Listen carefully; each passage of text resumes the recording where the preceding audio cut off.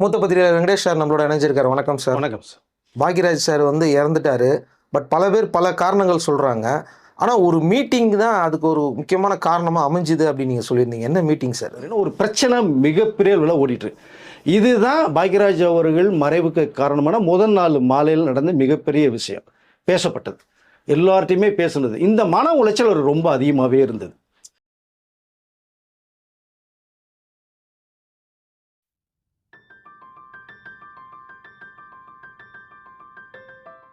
பாக்யராஜ் அவருடைய திடீர் மரணம் வந்து உண்மையில ஏற்றுக்கொள்ளவே முடியலங்க. காரணம் வந்து பார்த்தீங்கன்னா, அதுக்கு முதல் நாள் சாயங்காலம் தான் நிறைய விஷயங்கள் அவருடைய நண்பர்கள்ட்ட பேசியிருக்காங்க. குறிப்பாக சினேகன் அவர்கிட்ட பேசினாங்க, இந்த பா விஜய் அவர்கிட்ட பேசியிருக்காங்க, எழுத்தாளர் சம்மந்தப்பட்ட விஷயங்கள் நிறைய பேர் பேசியிருக்காங்க. அதுக்கு முன்பு ஒரு நாளைக்கு முன்னாடி பார்த்தீங்கன்னா ரொம்ப ஹாப்பியாக பூர்ணிமா ஜெயராம் அவர்களோட குஷ்புவுடைய பொண்ணு திருமணத்துக்கு ரொம்ப ஜாலியாக போய் பேசி நல்லா அரட்டை அடித்து நல்ல சாப்பாடெலாம் சாப்பிட்டுட்டு அங்கே ராதா அவர்கள் வர்றாங்க. அலையில் ஓதிலை படத்தில் ராதா அறிமுகத்தில் பாரதிராஜனா கூட இங்கே பாக்யராஜ் ஸ்பாட்டில் இருந்தாங்க. ஸோ அவர்கள் வரும்போது பார்த்தீங்கன்னா அடுத்த கட்டத்துக்கு வந்து பாக்யராஜ் நிறைய படங்கள் ராதாவை அவருடைய பேரா போட்டு கொண்டு போனாங்க. இப்போ அவர்கள் வந்து பாக்யராஜ் காலில் ஆசீர்வாதம் நம்ம பார்க்க முடியுது. அப்போ தூக்கி விட்டு ஸோ ரொம்ப ஹாப்பியாக இருந்தார். ரொம்ப சந்தோஷமாக ஹாப்பியாக அந்த ட்ராவல்லே ரொம்ப அருமையாக இருந்துச்சு. பட் அங்கே நல்லா கலந்துட்டா கூட அங்கேருந்து கூட சென்னைக்கு வந்து அவர் சில பேசின விஷயங்களும் வர்றது மாதிரி இருக்குது. ஏன்னா இங்கே வந்து சென்னையில் சவுத் இந்தியன் ஃபிலிம் ரைட்டர்ஸ் அசோசியேஷனுடைய தலைவராக பாக்யராஜ் அவர்கள் இருக்காங்க. அது சம்மந்தமாக நிறைய விஷயங்கள் பேசப்பட்டது. அங்கேருந்து மேரேஜை முடிச்சுட்டு வர்றாங்க. வந்து இங்கே வந்து முக்கியமான சந்திப்புகள் வந்து நடக்குது. ஸோ முக்கியமான அதை பாடலாசிரியர்களோட எழுத்தாளர் சங்கத்தினுடைய முக்கியமான நிர்வாகிகளோடலாம் வந்து ஒரு மீட்டிங் ஒன்று பண்ணி பேசப்பட்டு பார்த்தோம்னா, இங்கே வரக்கூடிய இதில் வந்து தேர்தல் வர்றது மாதிரியான ஒரு சூழ்நிலை இருக்குது. அப்போது இவர்கள் வந்து எல்லா நிர்வாகிகளும் பாக்யராஜ் அவர்கள் வந்து தேர்தலே தேவையில்லை, உங்களை விட்டால் தலைவர் யார் வரப்போகிறா, உங்களை மாதிரி ஹெல்ப் பண்ணக்கூடியவங்க உதவி இயக்குநர்களுக்கு எழுத்தாளர்களுக்கு வந்து யாருமே கிடையாது. இந்த பெரிய இடம் சின்ன இடம்னு வேறு சில பேர் பார்ப்பாங்க. ஆனால் நீங்கள் வந்து அதை நடுநிலையாக எது நியாயமோ அதை மட்டும்தான் கொண்டு போவீங்க. நீங்கள் பெரிய ஆளையும் பார்க்க மாட்டீங்க, சின்ன ஆளும் பார்க்க மாட்டீங்க, எது சரி அப்படிங்கிற. ஸோ அப்போ நீங்கள் தலைவராக இருந்தால் தான் சிறப்பாக இருக்கும் அப்படின்னு எல்லாம் ஒரு தடவை போகும்போது இங்கே தான் வந்து அதனுடைய சந்திப்புகளை வேறு சில நிகழ்ச்சிகள் நடக்கிறதா ஒரு தகவல் வந்து விசாரிக்கும் போது, அப்போது பாக்யராஜ் அவர்கள் தொடர்ந்து தலைவராக இருக்கார் சவுத் இந்தியன் ஃபிலிம் ரைட்டர்ஸ் அசோசியேஷனில். பட் அவரை கீழே இறக்குவதற்கான சில வேலைகள் நடந்ததாக ஒரு தகவல். இது பாக்யராஜ் அவர்களுக்கும் தகவல் போயிடுச்சு, முக்கியமான நிர்வாகிகளுக்கும் போகுது. இப்போ என்னப்பா இப்படி ஒரு இது வருது, வரதானே சார் செய்யும். ஒரு நாட்டுக்கோ உங்களுடைய இதுக்கோ நல்லது செய்யணும்னு நினச்சா அங்கே சில தடங்களில் வந்து அதை வந்து உங்களை இறக்குறதுக்கும் உங்களுடைய பேரை டேமேஜ் பண்ணுறதுக்கு சம்பவம் நடக்க தான் செய்யும். உங்களுக்கு தெரியாதது அதெல்லாம் நீங்கள் பெருசாக கண்டுக்காதீங்க, தேர்தலே தேவையில்லை அப்படிங்கிற முடிவுக்கு வர்றாங்க பாக்யராஜ் தரப்புல இருந்து எல்லா பேருமே. அப்போது நீங்கள் அண்ணா போஸ்ட்டு, ஸோ நீங்கள் தலைவராக இருங்க, அதான் சிறப்பாக இருக்கும். எல்லாருடைய நிர்வாகிகளுடைய அதாவது அவருடைய பேசுகிறது இதாக தான் இருக்குது. ஆனாலும் இங்கே பாக்யராஜை எதிர்த்து முக்கியமாக தேர்தல் வரக்கூடிய ஒரு சூழ்நிலை வந்து உருவாகுது. இது ஆர்கே செல்லுமணி அவருடைய தரப்பிலிருந்து வர்றது மாதிரி ஒரு தகவல். அங்கே தலைவராக விசி குகநாதன் அவர்களையும் ரவி மரியா அவர்களையும் வந்து நிற்க வைக்கிறது மாதிரி ஒரு தகவல் வந்தது. அப்போது பாக்யராஜே அந்த தலைவர் போஸ்ட் வந்து இறக்கணுங்கிற ஒரு மிகப்பெரிய ஒரு குறிக்கோள். இந்த பக்கம் இவர்களை வந்து உட்கார வைக்கணுங்கிற ஒரு எண்ணம். பட் இப்படி ஒரு சந்தர்ப்பம் போய்கிட்டு இருக்காங்க. போகும்போது இது பாக்யராஜ் அவர்களுக்கு கொஞ்சம் மன உளைச்சலை உருவாக்குது. என்னப்பா இது வரைக்கும் நம்ம நல்லதானப்பா பண்ணோம் நம்ம சங்கத்துக்கு, அதுக்கும் இப்படி பண்ணால் என்னப்பா இது அப்படிங்கும்போது, சார் நீங்கள் அதை பற்றி கவலைப்படாதீங்க, நீங்கள் ஏன் கவலைப்படுறீங்க, நாங்கள்லாம் உங்களுக்கு இருக்கோம். அதை ஒரு பக்கம் வந்து மறைமுகமாக சில வேலை நடக்க தான் சார் செய்யுங்க, நடந்துட்டு போட்டுமே, பட் நாங்கள் உங்களுக்கு ஆதரவு தர்றோம் அப்படிங்கிற மாதிரி நிறைய நிர்வாகிகள் பேசப்பட்ட ஒரு விஷயம். பாக்யராஜ் அந்த இதோடு வர்றார். மீட்டிங்லாம் முடிச்சுட்டு சரி நாளைக்கு நம்ம சம்மந்தமான விஷயங்கள் நம்ம பேசி ஒரு முடிவு பண்ணுவோம் அப்படின்ட்டு வர்றாங்க. வந்ததுக்கு பிறகு தான் பார்த்தீங்கன்னா நைட்டு ஒரு 11 மணிக்கு மேலே பாடலாசிரியர் சினேகன் அவருக்குள்ள ஒரு மெசேஜ் போட்ட ஒரு தகவல் சினேகன் சொன்னது ஒன்று இருக்குது. ஆனால் இந்நேரத்தில் பாக்யராஜ் அவர்கள் வந்து ஒரு ஃபோன் பண்ணலாமா வேணுமோ அவங்க ஒய்ஃப்கிட்டலாம் பேசின ஒரு விஷயம் ஒன்று, இல்லை காலையில் நம்ம திரும்ப பேசிக்குவோம் அப்படின்ற மாதிரி நம்ம டிஸ்டர்ப் பண்ணக்கூடாதுன்னு சொல்லி திரும்பி ஒரு பாக்யராஜ் அவர்கள் கூப்பிட்டு நாளைக்கு மார்னிங் நம்ம என்னுடைய அன்றாட வேலையில் முடிச்சுட்டு நம்ம சந்திப்போம், நம்ம சங்கத்தினுடைய வளர்ச்சிக்கோ என்னமோ, இப்போ நம்ம தலைவர்கிட்ட வரதா இல்லை வேறு யாரும் வர வைக்கிறதா, இல்லை நான் வேணான்னு சொல்லிட்டு இறங்கி கூட நான் போயிடுறேன், நான் எனக்கு ஒன்றும் பிரச்சனை, யார் வந்தால் இல்லை நான் நல்லது செஞ்சால் போதும் நமக்கு அப்படின்னு. இந்த நேரத்தில் நான் ஒரே ஒரு சம்பவத்தை சொல்லிக்கல விரும்புகிறேன். பாக்யராஜ் ஏன் எல்லா பேரும் இருக்கணும்னு ஆசைப்படுறான்றதுக்கு, நிறைய பேர் இந்த கதையை எழுதிட்டு சங்கத்தில் போய் ரிஜிஸ்டர் பண்ண முடியாத சூழ்நிலை இருப்பாங்க. சில பேர் ரிஜிஸ்டர் பண்ணியிருப்பாங்க, சங்கத்தில் ரிஜிஸ்டர் பண்ணால் அதுக்கு கொஞ்சம் பணம் தேவைப்படும். இவர்களே கதையை மூளையை கசக்கி உருவாக்கி நடந்து போய் பஸ்ஸில் போய் காசு இல்லாமல் சாப்பிட்டு வாய்ப்புகள் தேடுற இயக்குனர் உதவி இயக்குனர் எத்தனையோ பேர் இருக்காங்க. பட் ஒரு சில பேர் தான் எங்கேயாவது கடனை வாங்கி சங்கத்தில் ரிஜிஸ்டர் பண்ணியிருப்பாங்க. அப்படி ரிஜிஸ்டர் பண்ண ஒரு சம்பவம் ஒன்று. அங்கே ஒரு அதாவது வருங்கால இயக்குனர் ஒருத்தர் நல்ல ஒரு கதை எழுதியிருக்காரு. அவருடைய நெருங்கிய நண்பரும் கூட வச்சுக்கலாம். மிக பிரபலமான உயிர்கிட்ட வந்து ஒரு கதையை சொல்கிறாங்க.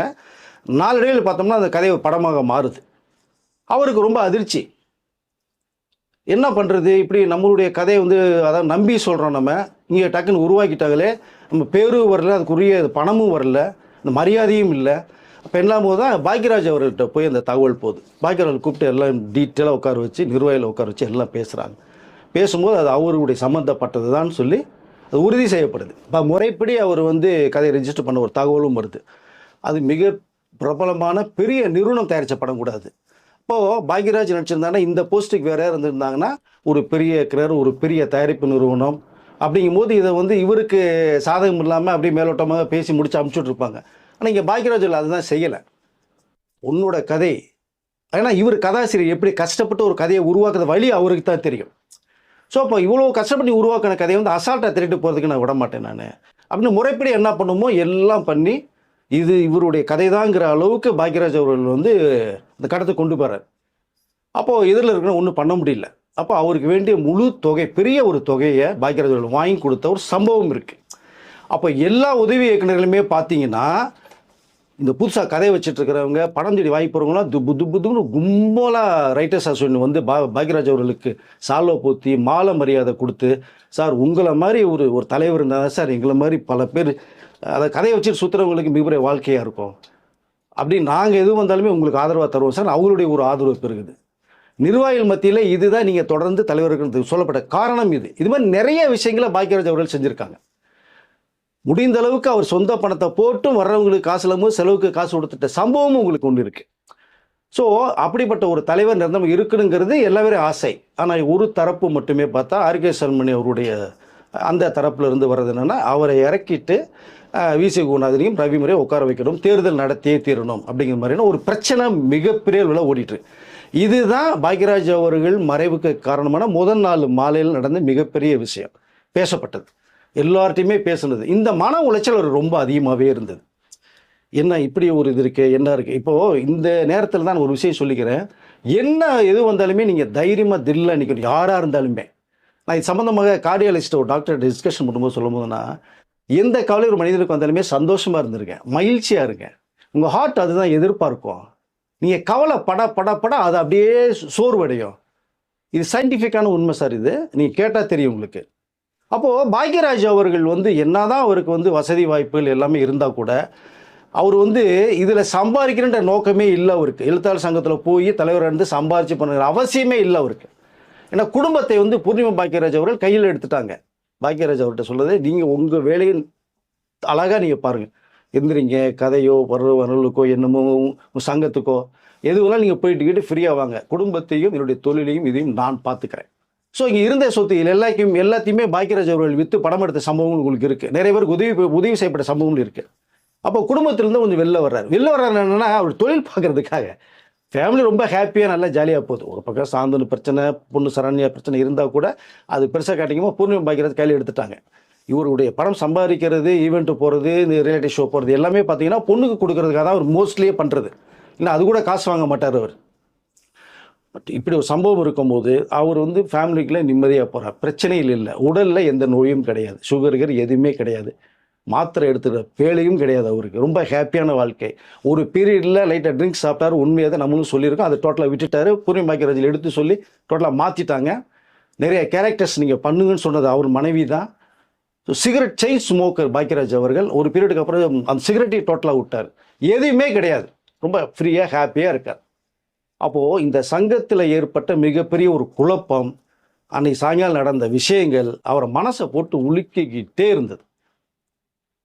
டிப்ரெஷன் மேலே மேலே மேலே மேலே என்னடா ஒரு நல்ல விஷயத்த பண்ணுறதுக்கு ஏன் விட மாட்டேங்கிறாங்க அப்படிங்கிற விஷயம் அவருக்குள்ளே போட்டு ஆழமாக இதை கொஞ்சம் அவர் அவாய்ட் பண்ணியிருந்துருக்கலாம். மறுநாள் கேஷுவலாக போய் பார்த்து பேசி என்னங்கிறது கேட்டது தானே சிறப்பாக இருந்திருக்கும்.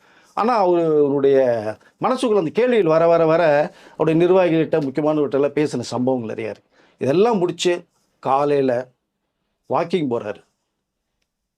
காலையில் எல்லாம் அந்த அவருடைய பாடலாசிரியர்லாம் கூப்பிட்டு உட்கார வச்சு 10 மணிக்கு மேலே சந்திப்புங்கிற ஒரு நிகழ்ச்சியோடு இருந்து பேசி முடிச்சுட்டு காலைல வாக்கிங் போகிறாரு. பல்லு விளக்கிட்டு உட்காந்துட்டு காஃபி வேணும்னு கேட்குறாங்க. சோஃபாவில் போய் உட்காராரு, உட்காந்து வரதான். இது எதிர்பார்க்கவே இல்லை யாருமே. ஒரு பக்கம் சாஞ்சு ஷூ மட்டும் கழட்டிக்கிற, சாக்ஸ் கூட கலட்டலையா, அப்படியே உட்காந்து வரதான். அப்போது இந்த நினைவுகள் அவரை போட்டு போட்டு போட்டு போட்டு அழுத்தம் கொடுத்துருக்கு உங்களுக்கு. சில சம்பவங்கள் இப்படி தான் சில மனிதர்களை போட்டு நம்ம கமுத்தி விடும். அது இவர் குடும்பத்துக்காக அவ்வளோ பெரிய அளவில் பாதிக்கப்படலை. அதுலேருந்து கொஞ்சம் மீண்டும் வந்து எல்லாமே பண்ணி முடிச்சிட்டாங்க.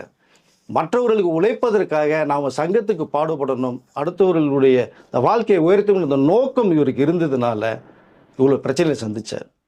திடீர்னு ஹார்ட் அட்டாக்கில் அன்னைக்கு காலையில் போன ஒரு விஷயம். இவர் வந்து சிநேகனுக்கும் விஜயன் இவருக்கெல்லாம் வர சொல்லி பேச போடும்போது பார்த்தா இந்த தகவல் போகுது. இன்னும் காலையில் அவங்க மீட்டிங் பண்ணி சங்கத் சவரை பேசலாம்னு நினைக்கும் போது இப்படி ஒரு மரண செய்தி வருதுன்னா உளுந்தடிச்சு ஓடி வந்து சம்பவங்கள் உங்களுக்கு இருக்குது. ஸோ அந்த பாக்யராஜுடைய அந்த மரணம் எதிர்பார்க்காத ஒன்று. ஆனால் அவர் மனசுக்குள்ளே போட்டு அழுத்தம் கொடுத்ததுனால வந்தனுடைய விளைவுகள் தான் நம்மளை விட்டு போனதே சார். ஸோ இப்படிப்பட்ட பாக்யராஜ் அவர்கள் வந்து பல மன உளைச்சலுக்கு ஆளாகி நம்மளை விட்டு போயிருக்காருன்ற அதை வந்து என்னால் ஏற்றுக்கொள்ளவே முடியல. கொஞ்சமாக அவர் வந்து கொஞ்சம் விலகி வந்திருந்தாருன்னா நம்மளோட வாழ்ந்துட்டு இருப்பார். ஸோ 73 வயசு தான்.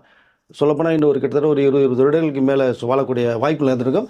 இதை ஒரு இதில் கூட சார்ந்தவர்கள் சொன்னது கூட என்னுடைய வாழ்க்கையிலேருந்து எங்கள் அப்பாவுக்கு ஒரு 10 வருஷத்தை நான் ஒரு கொடுக்குறேங்கிற ஒரு விஷயத்தையும் சொல்கிறார்.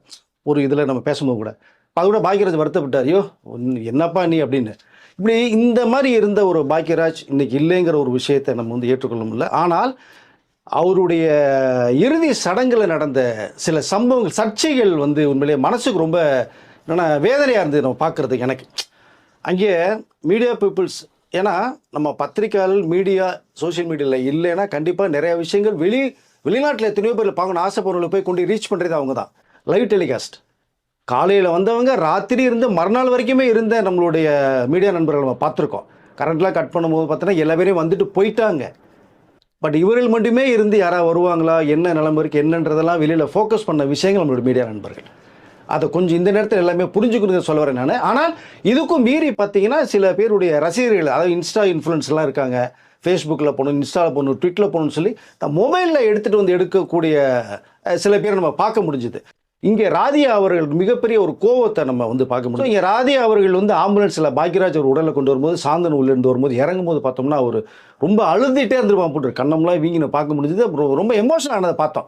இந்த பிரைவசி எனக்கு வேணும், கொடுங்கன்னு அவங்க வந்து எல்லாத்தையும் சொல்கிறாங்க. பட் இங்கே சில பேர் இந்த மொபைலில் வச்சுட்டு பண்ணுறது வந்து நம்மளால் ஏற்றுக்கொள்ள முடியல. ஏன்னா மீடியா நண்பர்கள் வந்து என்னென்னா அந்த மொபைல் எடுத்துகிட்டு போகிறதுக்கான நோக்கங்கள் கிடையாது. ஒன்லி கேமரா, மைக், இந்த இதோடு தான் அவங்க ட்ராவல் பண்ணுறாங்க. பட் இங்கே பாக்யராஜ் அவர்கள் எந்த மாதிரி இருக்காங்க என்னங்கிறத வந்து ஷூட் பண்ணி காமிக்கணுங்கிறது இங்கே டிஆர்பியோ அதன் மூலம் சம்பாதிக்கிற எண்ணமோ யாருக்குமே கிடையாது. பாக்யராஜ் வச்சு பண்ணணுன்ற அவசியம் யாரும் கிடையாது. ஆனால் இங்கே ராதியா அவர்கள் சொல்கிறது என்னால் அந்த ஒரு சில ஏற்றுக்கொள்ள முடியல. உங்கள் டிஆர்பிக்காக நீங்கள் பண்ணுறீங்க, வேணுமா நான் படம் நடிச்சு தர்றேன், அதை வச்சு நீங்கள் பண்ணிக்கங்க அப்படின்னு சொல்கிறத வந்து இந்த வார்த்தையை எனக்கு ஏற்றுக்கொள்ள முடியல. பட் ராதியா அவர்களுடைய அந்த எமோஷனலை புரிஞ்சுக்க முடியுது. கூட்டம் வேண்டாம், அதை புத்தகம் போக்கில் நம்ம சொல்லக்கூடாது. மீடியா நண்பர்களுக்குன்னு ஒரு பிளேஸை கொடுத்தோ இல்லை உங்களை அதை வர ஆரம்பிச்சோ மற்றவர்கள் மொபைல் எடுக்கிறவங்க மட்டும் நீங்கள் அவாய்ட் பண்ணி கொண்டு போயிருந்தாங்கன்னா சிறப்பாக இருந்திருக்கும். இங்கே வந்து பாதுகாப்பு கொஞ்சம் கம்மியாயிடுச்சு. பாதுகாப்பு மீன்ஸ்னால் கூட்டம் வந்து கட்டுப்படுத்தி அதை கண்ட்ரோல் பண்ண முடியல. பட் கண்ட்ரோல் பண்ணுறதுக்கு ப்ரொசீஜராக ஒரு மேட்டர் ஒன்று பண்ணிட்டாங்கன்னா பரவாயில்ல. எல்லாத்துக்கும் பவுன்சரோட வர்றவங்க இதில் ஒரு 50 பவுன்சரோட தூக்கி வரிசையாக லெஃப்ட் ரைட்டுன்னு போட்டிருந்தாங்கன்னா சேஃப்டியாக இருந்திருக்கும் அப்படிங்கிறத நான் பார்க்குறேன். பட் அந்த சூழ்நிலை என்னென்ன பண்ண முடியும் என்னங்கிறத வந்து அந்த எண்ணம் தோணாது. ஆனால் இந்த ஆர்கனைசிங் பண்ணுறாங்க இல்லையா, பார்த்திபன் விஷயம் சொன்னார்ல, அசிஸ்டன்ட் டைரக்டராக வந்ததே பிறந்த நாளைக்கு வந்து அதனுடைய குருநாத பாக்யராஜர்களுக்கு மாலை முறை தர அதை வாங்கி பத்திரமா சேஃப்டி வச்சு பண்ணணும் தான் என்னுடைய வேலை, அதை நான் யாருக்குமே விட்டு தர மாட்டேன் அப்படின்னு பார்த்திபன் அவர்கள் சொன்னாங்க. நல்ல விஷயம். அன்னைக்கும் காலையில் வந்தவர் தான் பார்த்திபன். அழுது அவரும் நிறைய எல்லாத்தையுமே கூப்பிட்டு வந்து பேசி அமிச்சது ஒரு பக்கம். இந்த பாதுகாப்பையாவது பார்த்திபன் அவர்கள் பண்ணியிருக்கலாம், அவர் அந்த ஸ்பாட்டில் பண்ணியிருக்கலாம். அது யாரும் பண்ணலை. பட் அங்கே கூட்டம் சேருது. லேக் ஏரியாவே ஸ்தம்பிச்சு போச்சாங்க இன்னைக்கு ஃபுல்லாக. மொத்தம் லேக் ஏரியா மெயின் ரோட்லேருந்து 1லேருந்து 7 ஸ்ட்ரீட் இருக்குது. சேலாவது குறுக்கு தெரிவிக்கும் அவ்வளோ பிளாக். 4 என்ட்ரன்ஸு நான் போயிருந்தேன். 4 பக்கமே போலீஸை போட்டு லாக் பண்ணி வச்சு காரு பைக்கெலாம் போக விடலை. அந்த ஏரியாக்குள்ள இருக்க மட்டும் தான் போயிட்டு வந்தாங்க. அவ்வளோ க்ரௌடு. ஓகே.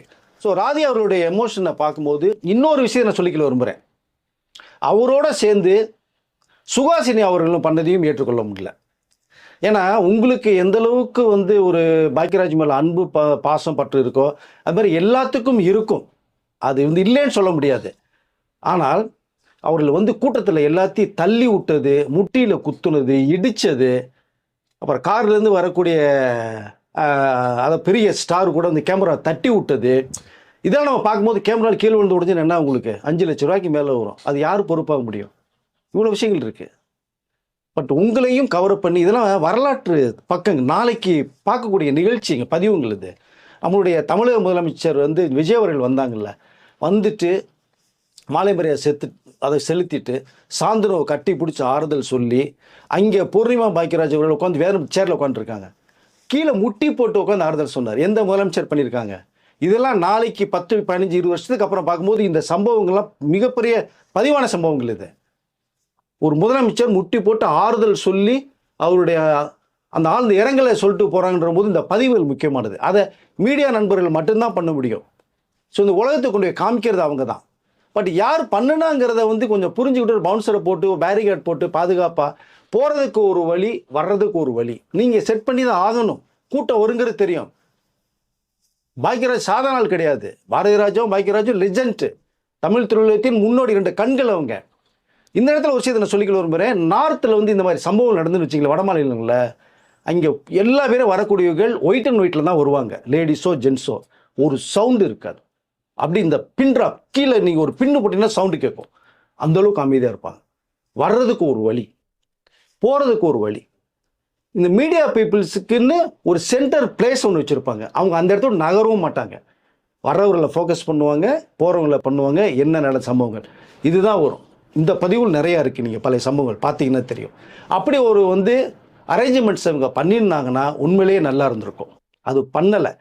பட் இங்கே வரக்கூடியவர்கள் இந்த மொபைலை வச்சுக்கிட்டு நீங்கள் பண்ணுறவங்களும் வந்து இந்த இன்ஃப்ளூயன்ஸ்லாம் பார்த்தீங்கன்னா தயவுசெய்து நீங்களும் இந்த கோஆப்ரேட் பண்ணணும். இப்படி ஒரு சம்பவம் நடக்கும்போது நீங்கள் நெரிசலில் போய் பண்ணி அவருடைய க்ளோஸ்அப் எடுக்கணும் போகணும் போது அதையும் ஏற்றுக்கொள்ள முடியல. சுகாசினியும் ராதிகாவும் பண்ணுறத ஒரு பக்கம் வந்து அவருடைய ஆதங்கத்தை வெளிப்படுத்த நியாயம்னா கூட நீங்கள் வந்து அதாவது என்னென்னா குர்ட்டாம்போக்கில் வந்து எல்லா மீடியா டிஆர்பிக்காக பண்ணுறங்கிற சொல்லக்கூடிய வார்த்தையை ஏற்றுக்கொள்ள முடியல. அவர்கள் இல்லைன்னா யாருமே இல்லை. இப்போ நம்ம ஒரு விஷயத்தை பேசுகிறோம்னா உங்களை பற்றி நல்ல விஷயங்களை ஃபோக்கஸ் பண்ணுறோம், மக்கள்கிட்ட கொண்டு போய் சேர்க்குறோம். அவர்கள் தான் அவங்களுக்கு கொண்டு போய் வந்து இந்த உலகம் பூரா போய் சேர்க்குறதே மீடியா நண்பர்கள் இல்லையா? நீ எல்லாத்தையுமே ஒரு மாதிரி நீங்கள் பார்த்துட்டு பேசி பண்ணுங்கிறத வந்து நம்மளால் ஏற்றுக்கொள்ளவே முடியல. இந்த சம்பவம் வந்து தொடர்கதி ஆகிட்டே இருக்குது. அஜித் அவர்களுடைய அப்பா மரணம், அவருடைய அம்மா மரணத்தில் பார்த்தீங்கன்னா அரசியல் கட்சியை சேர்ந்த நிறைய பேர் உள்ளே வர்றாங்க. அஜித்தை எதிர்பார்க்கல, நமக்கு அரசியல் சம்மந்தமே இல்லை. ஆனால் இங்கே ராதிகா அவர்கள் வந்து இப்போ நான் சொன்னது தான், இந்த மீடியா வந்து எந்த அளவுக்கு ஃபோக்கஸ் பண்ணுங்கிறதுக்கு வந்து பாக்கியராஜ் எந்த அளவுக்கு ராதிகா பல பிரச்சனை நிறைய இருக்குது, அதெல்லாம் பேசினா டைம் இருக்காது. அதனால் அந்த ஒரு பாசம் இருந்ததுனால தான் அவங்க வந்து பாரதிராஜ்கிட்டையும் வந்து அழுதுட்டு உட்காந்தாங்க, பாக்கியராஜோடையும் வந்து ஸோ கடைசி வரை இருந்தாங்கிறது நிஜம். இன்றைக்கி தாய் கலைவர் வரைக்கும் வந்து ராதிகா அவர்கள் சிறப்பாக பண்ணியிருக்கேன்னா அதுக்கு பாக்கியராஜ் முன்னே ஆரம்பத்தில் கொடுத்த ட்ரைனிங் தான் நான் சொல்லுவேன். நான் அதை இந்த தாய் கலைவி இந்த பூரா உலகம் பூரா போய் ரீச் பண்ணது காரணம் இந்த மீடியா நண்பர்கள் உங்களுக்கு ஃபோக்கஸ் பண்ணுனது. இவ்வளோ விஷயங்கள் இருக்காத அவர்கள் ஒரு பக்கம் பண்ணது சரின்னா கூட இன்னொரு பக்கம் ஏற்றுக்கொள்ள முடியவில்லை.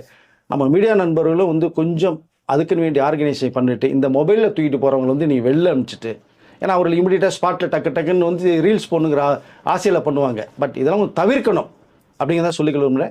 இன்றைக்கி மிகப்பெரிய ஒரு லெஜண்ட். ஸோ நம்மளை இல்லை, ஏன்னா இந்த மீடியா பில்ஸ் பார்த்தீங்கன்னா அன்றைக்கி கரண்ட்லாம் கூட போய் ராத்திரத்தில் யாரெல்லாம் போது அவர்கள் வெளியூர்த்து கொண்டு வந்தது அவர்கள் தான். அதுக்காக தான் சொல்ல வரேன் நான்.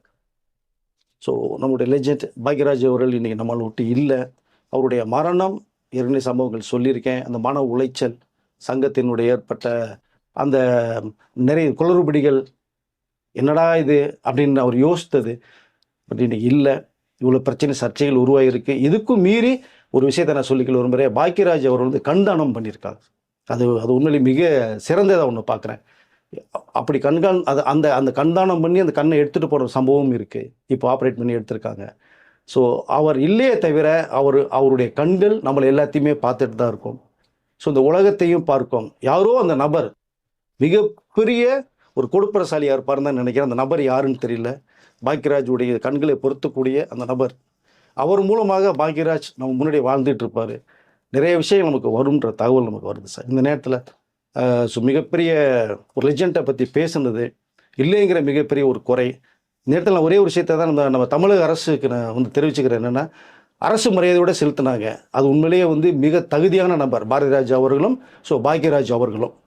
ஸோ இந்த இந்த நேரத்தில் வந்து பாக்யராஜ் அவர்களுக்கும் சென்னையில் ஏதாவது ஒரு இடத்துல நல்ல டூரிஸ்ட் பிளேஸான ஒரு ஒரு ஒரு வெண்கலை சிலையை வச்சு ஒரு மரியாதை செலுத்தினாங்கன்னா இன்னும் மேலும் சிறப்பாக இருக்குன்னு சொல்லிக்கல ஆசைப்பட்றேன்.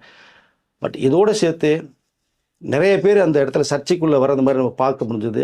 இந்த முருங்கைக்காயோட ஒருத்தர் உள்ளே வந்துட்டு போனார் பார்த்தீங்களா, அது என்ன சொல்கிறதுனே தெரியலைங்க. படத்துக்கு வந்ததுன்னா அந்த மாதிரி வந்து ஒரே கலாட்டா பண்ணுறார் 50-100 பேரோட. அன்றைக்கி வந்து ரொம்ப சோகமான ஒரு இடத்துல வந்து முருங்கைக்காயை கொண்டு வந்து வச்சுட்டு பண்ணுறாரு. அப்படிங்கும்போது அதை எப்படி சொல்கிறதுனே தெரியலைங்க. அவராது யோசிக்கணும். ஏதோ காமெடிங்கிற பேரில் நம்ம எதுவும் சொல்கிறோங்கிற பேரில் அவர் சொல்லி பண்ணுறது வந்து ஏற்றுக்கொள்ள முடியவில்லை.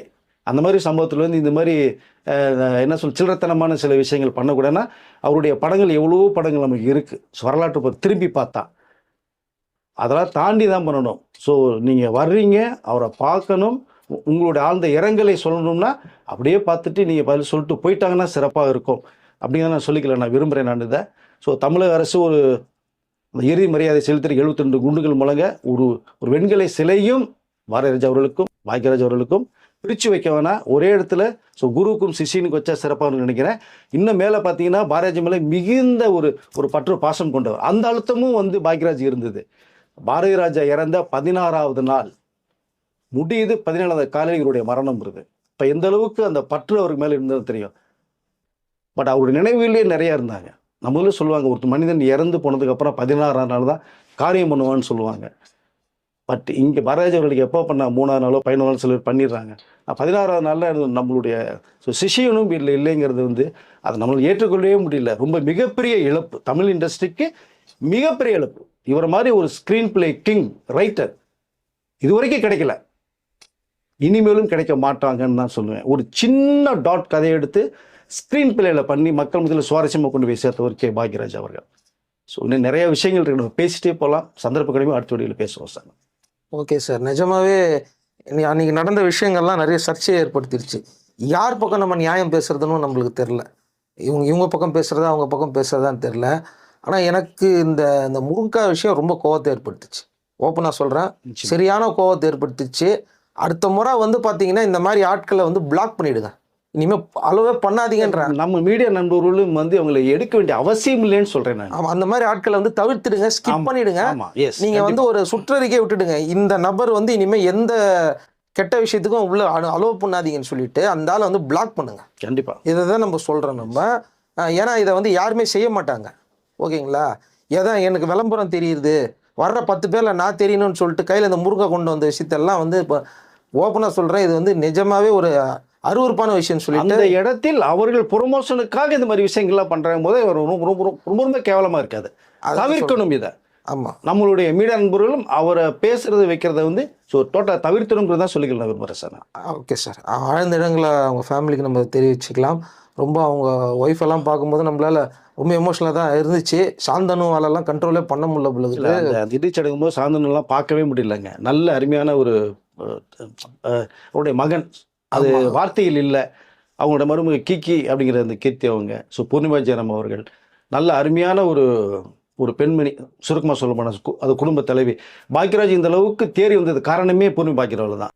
இந்த இழப்பை தாங்கக்கூடிய சக்தி கண்டிப்பாக இருக்காது, வராது. ஆனாலும் நீங்கள் வர வச்சுக்க முயற்சி பண்ணணும். உங்களுக்குன்னு ஒரு தொழில் இருக்குது, ஃபேஷன் டிசைனிங் தொழில், டெய்லரிங் தொழில் இருக்குது. உங்களை நம்பி நிறைய பேர் வேலை செய்கிறாங்க. அவர்களுடைய வாழ்க்கைக்காவது நீங்கள் மேம்படுத்தி சிறப்பாக கொண்டு போய் உங்கள் குடும்பத்தை பத்திரமா பாதுகாத்து சரண்யா அவர்கள் வந்து நீங்கள் வீட்டில் கூப்பிட்டு ஒன்றாக இருந்து, பாக்யராஜ் அவர்களுடைய ஆசை அதுதான், தன்னுடைய பொண்ணு வந்து நம்ம வீட்டில் இருக்கணுங்கிற ஒரு ஆசை பாக்யராஜ் இருந்தது. அது ஏதோ சூழ்நிலை இல்லை. பட் இனிமேலாவது சரண்யா அவர்களை கூப்பிட்டு நீங்கள், சரண்யா, சாந்தனு, கீக்கி அவரோட ஹஸ்பண்ட் ஒரு 5 பேரும் ஒன்றாக இருந்ததுன்னா பாக்யராஜோட ஆத்மா சாந்தி அடையும். ரொம்ப ஹாப்பியாக இருப்பாருன்னா இந்த இடத்துல சொல்லிக்கல சார். நன்றி சார், மீண்டும் அடுத்த வீடியோவில் சந்திக்கலாம். நன்றி சார்.